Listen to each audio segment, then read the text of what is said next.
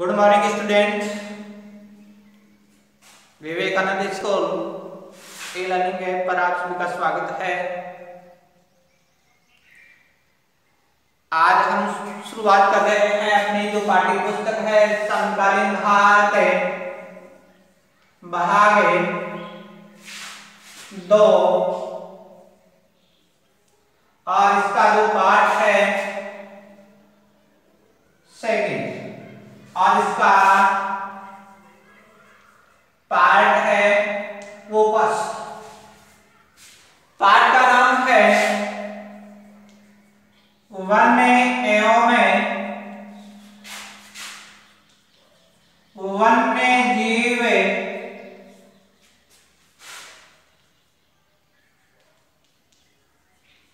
वन्य जीव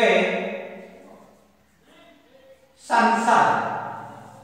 यानी जो पाठ्य पुस्तक थी समकालीन भारत भाग 2 इसका जो प्रथम पाठ था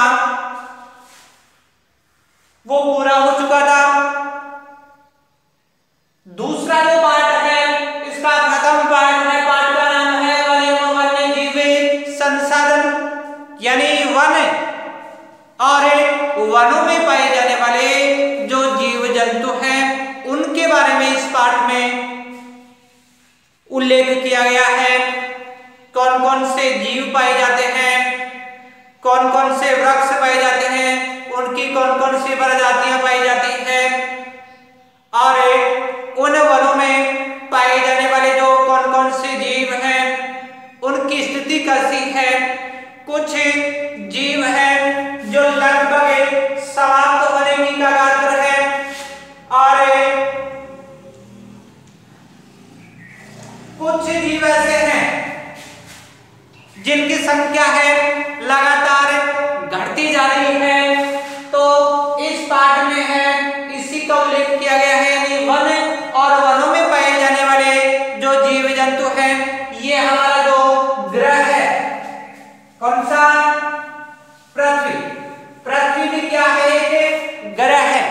पृथ्वी भी क्या है, एक ग्रह है और इस ग्रह पर जो भी जीव जंतु पाए जाते हैं यानी इसमें सूक्ष्म से सूक्ष्म बैक्टीरिया से लेकर विशालकाय जो जीव हैं वो सभी इस पृथ्वी पर अपना जीवन यापन करते हैं या इस पृथ्वी पर ही निवास करते हैं। आपको पता है बाकी जो भी परिमंडल है, स्थल मंडल है, जल मंडल है, वायुमंडल है, यानी ये जो 3 परिमंडल मिलने के पश्चात ही चौथा जो परिमंडल है जीव मंडल है जिसका निर्माण इस पृथ्वी पर हुआ।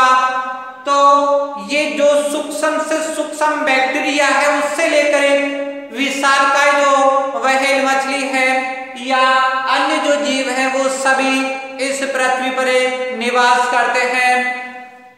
तो इसमें हम पढ़ना है वो शुरू करते हैं। पृथ्वी पर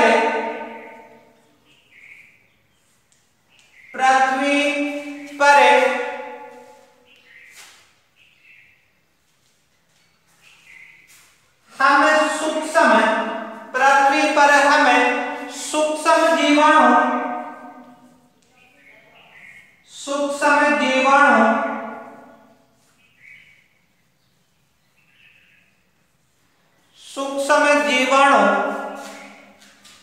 और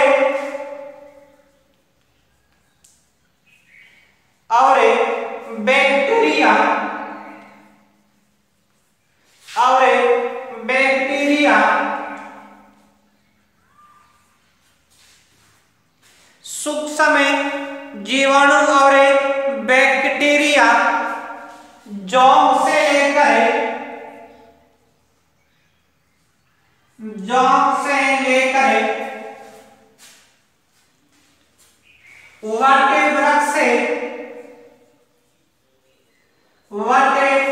वृक्ष से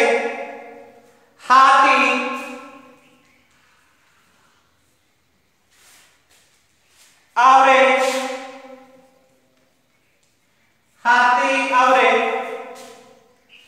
ब्लू व्हेल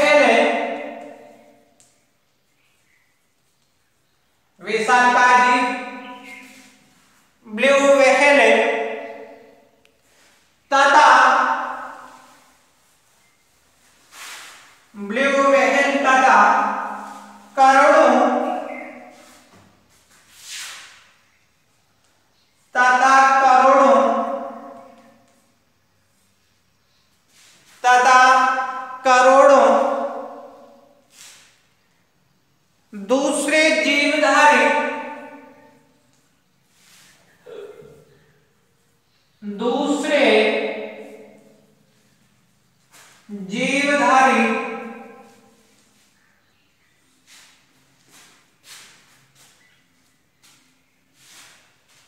आपस में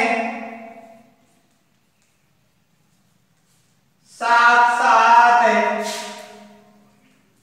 यहां रहते हैं, यानी सूक्ष्म से सूक्ष्म बैक्टीरिया और ब्लू व्हेल है, हाथी है, ये विशालकाय जीवी इस पृथ्वी ग्रह पर साथ साथ निवास करते हैं या रहते हैं। मानव और दूसरे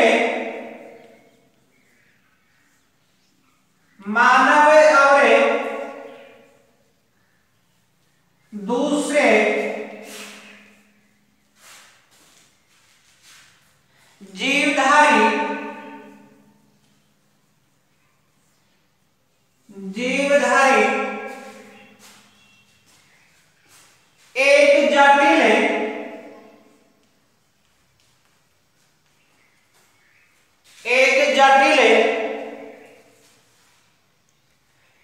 पारिस्थितिकी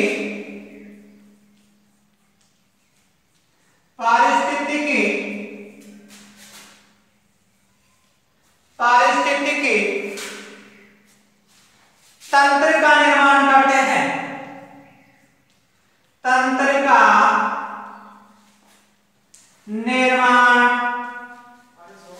करते हैं, यानी सभी है एक पारिस्थितिकी तंत्र का है वो निर्माण करने में महत्वपूर्ण भूमिका निभाते हैं। मानव और जो भी जीवधारी हैं जो पृथ्वी ग्रह पर रहते हैं वे सभी एक जटिल पारिस्थितिकी तंत्र का निर्माण करते हैं।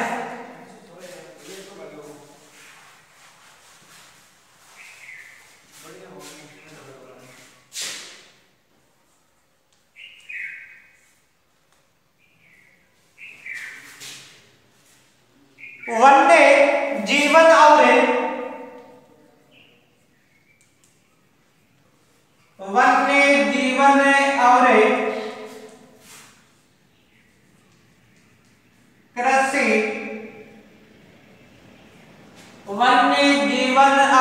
कृषि, फसल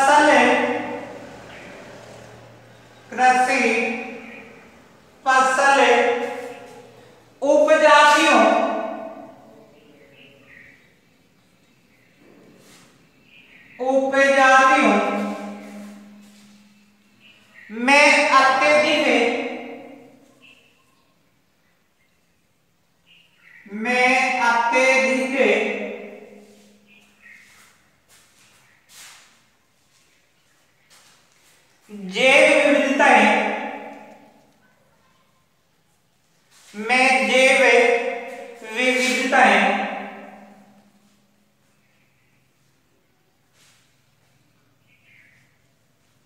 अत्यधिक जैव विविधताएं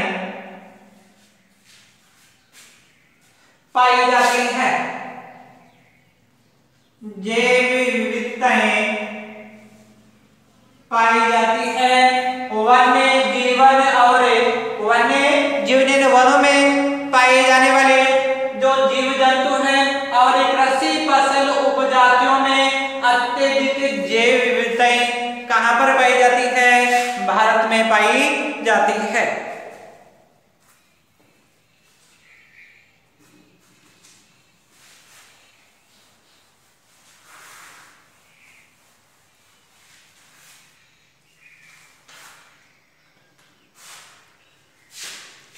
यह आकार और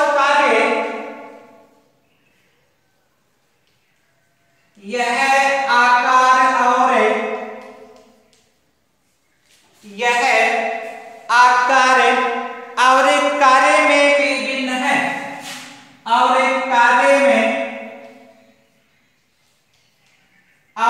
कार्य में विभिन्न है।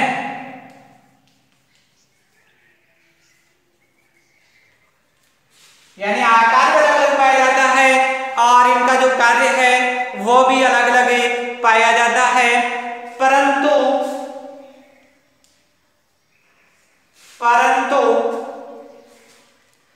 अंतःनिर्भरता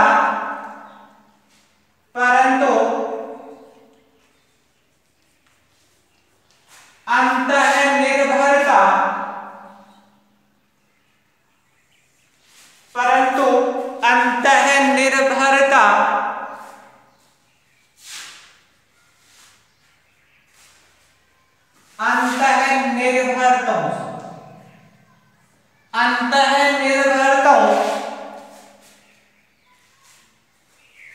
के जटिल जाल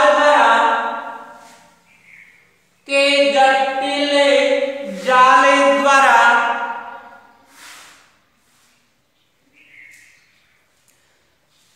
एक तंत्र में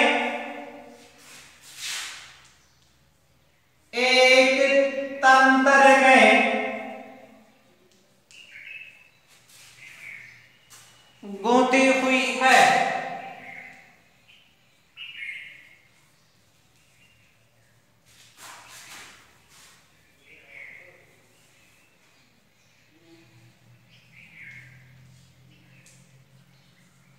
एक तंत्र में क्या हुई है?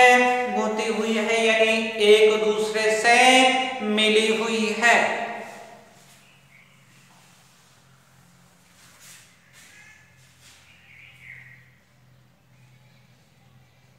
अब है भारत में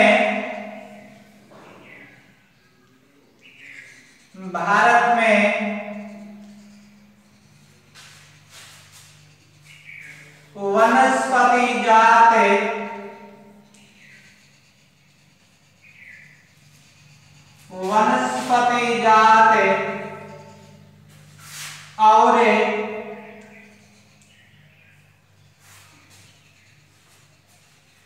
प्राणी जात।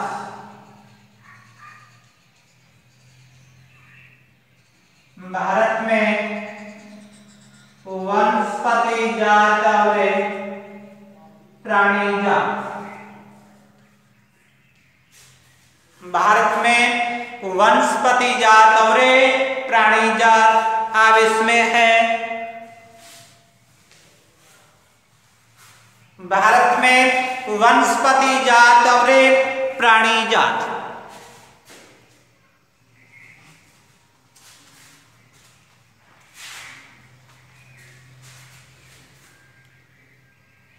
भारत जैव विविधता के संदर्भ में, भारत में जो जैव विविधता है उसके मामले में, तो भारत जैव विविधता के संदर्भ में विश्व के सबसे समृद्ध देशों में से एक है।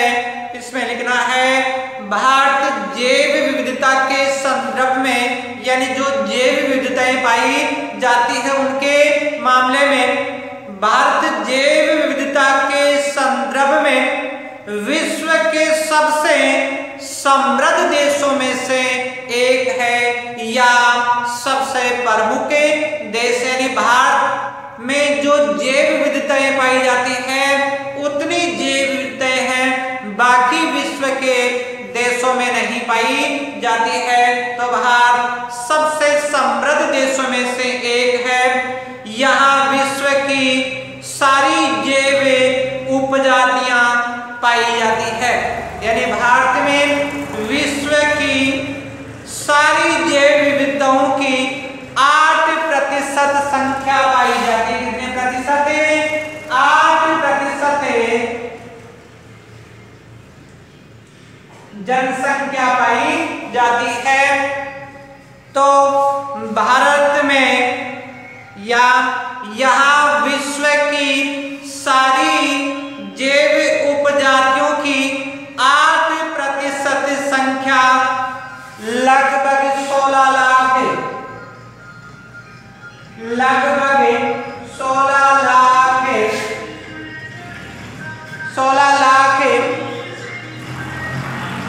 पाई जाती है। 8% और कुल जो संख्या है वो लगभग 16 लाख पाई जाती है, यानी संपूर्ण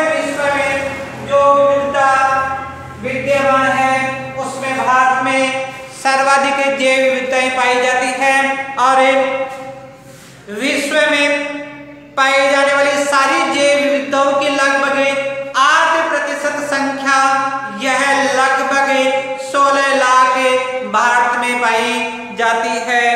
भारत में 10%, भारत में कितना 10%, भारत में 10%, भारत में 10%, भारत में 10% वन्य वनस्पति जात और 20% स्तनधारियों का लुप्त होने का खतरा है।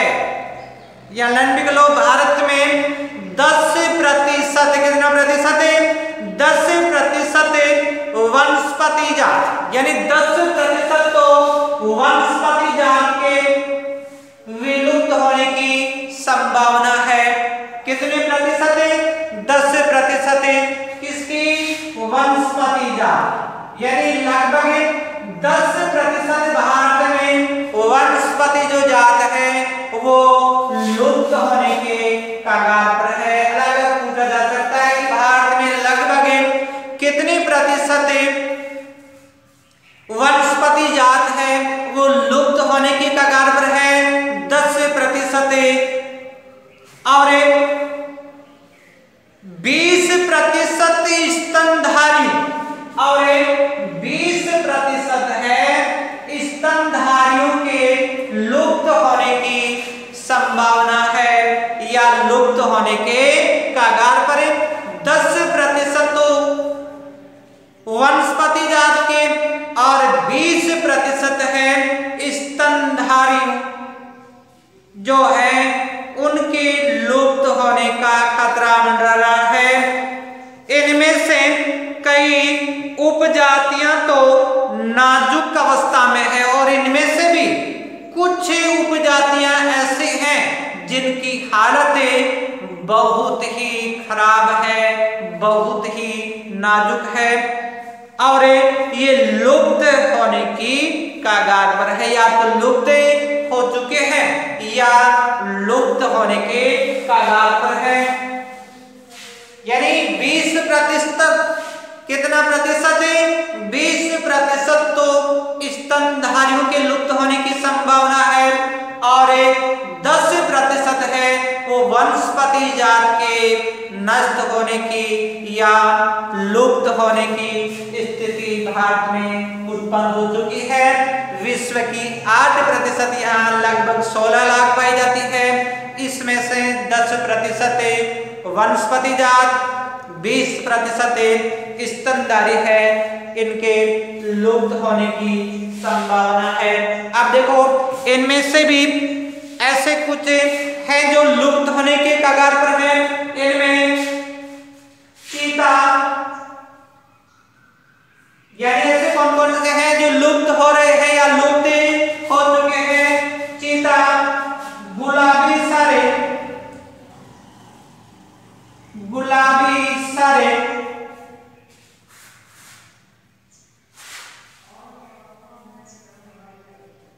गुलाबी सिर वाली बतख, गुलाबी सिर वाली बतख, पहाड़ी कोयल, पहाड़ी कोयल, यानी ये या तो लुप्त हो चुकी है या लुप्त होने की कगार पर है।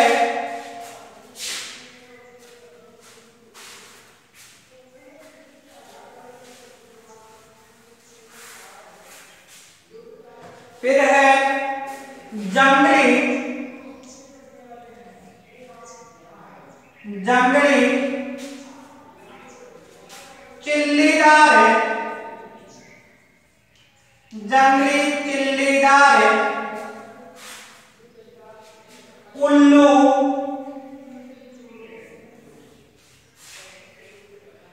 और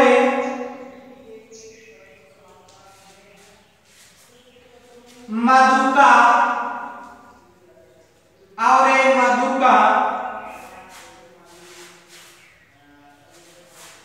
मधु का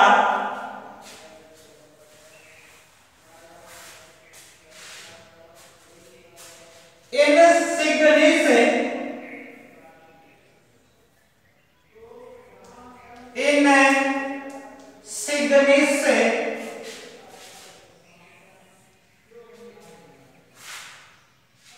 ये है क्या, देखो महुआ, इनसिग्निस महुआ की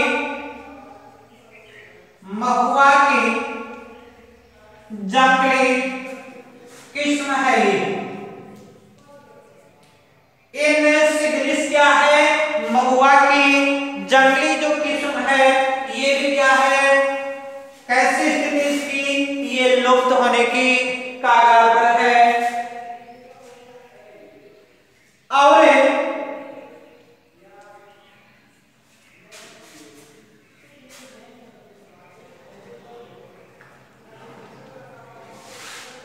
हुबर्डिया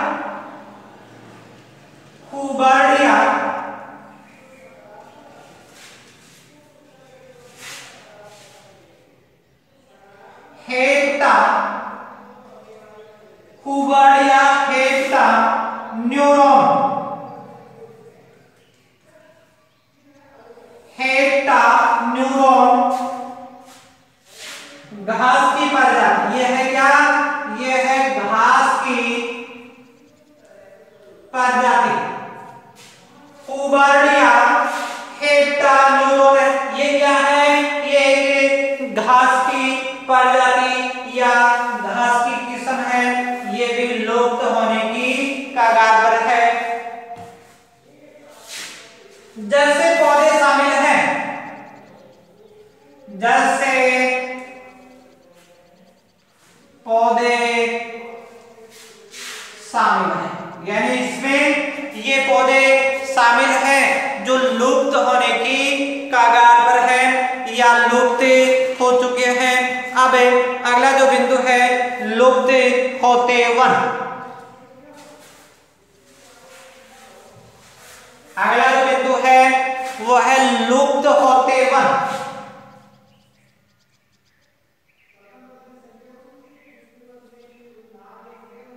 लुप्त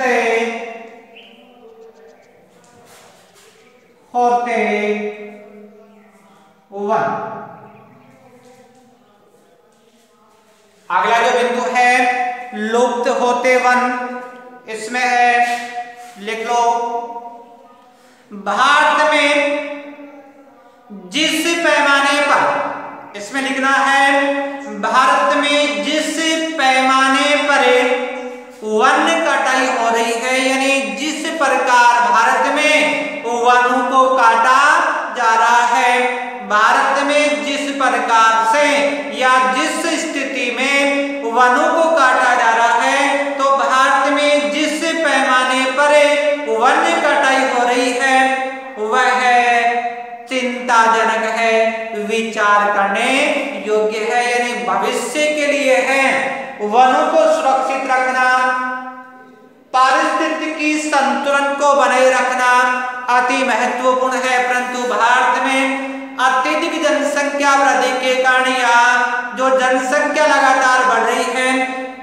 जनसंख्या की आवश्यकताओं की पूर्ति के लिए भारत में लगातार वनों को काटा जा रहा है। यह है एक विचारणीय बिंदु है, इस पर हमें सोच विचार करना होगा।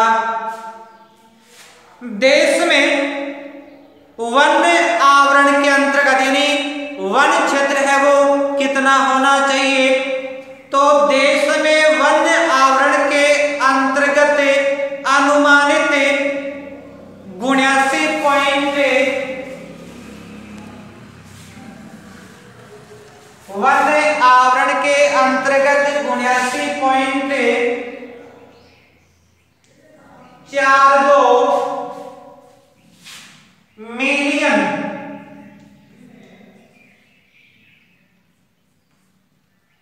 मिलियन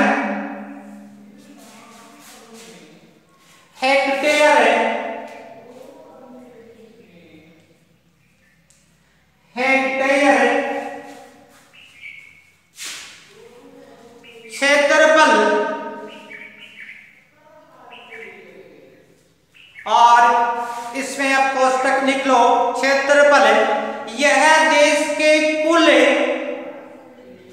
यह देश के कुल भौगोलिक क्षेत्रफल का, यानी संपूर्ण जो भारत का भौगोलिक क्षेत्रफल है इसका, यह देश के कुल भौगोलिक क्षेत्रफल का 24.16% हिस्सा है। यानी देखो पूर्ववर्ती भी हमने पढ़ा था, राष्ट्रीय वन नीति 1952 के तहत, यानी राष्ट्रीय वन नीति का वन नीति 1952 में बनी थी। इसके अंतर्गत है भारत के संपूर्ण भौगोलिक क्षेत्रफल के कितने प्रतिशत भाग पर वनों का होना आवश्यक था? 33% भाग पर वनों का होना आवश्यक था। परंतु वर्तमान में हमारे देश में जो 33% भौगोलिक क्षेत्रफल पर वन होने चाहिए, इनके मुकाबले केवल 24.16% भाग पर ही वन है फैले हुए हैं। तो जितने वन होने चाहिए उतने वन है वर्तमान में नहीं है। इस कारण से देखो क्या हो रहा है, लगातार पारिस्थितिकी तंत्र है, इसका संतुलन है वो बिगड़ रहा है और आने वाले समय में ये और भी घातक होगा।